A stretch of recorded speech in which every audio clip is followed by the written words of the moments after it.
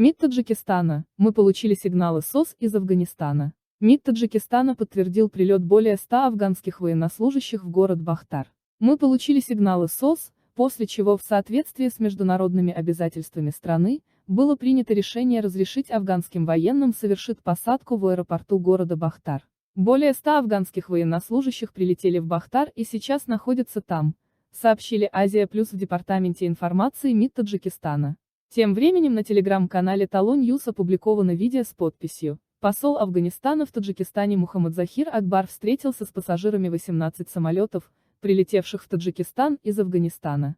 В МИД Таджикистана опровергли сообщение канала Talo News о 18 самолетах, прилетевших из Афганистана в Таджикистан. Всего 2 самолета из Афганистана приземлились в Таджикистане и обратно улетели, пассажиры остались, добавили в Департаменте информации. Ранее о 18 самолетах сообщал телеграм-канале Talo News в опубликованном видео с подписью: посол Афганистана в Таджикистане Мухаммад Захир Акбар встретился с пассажирами 18 самолетов, прилетевших в Таджикистан из Афганистана.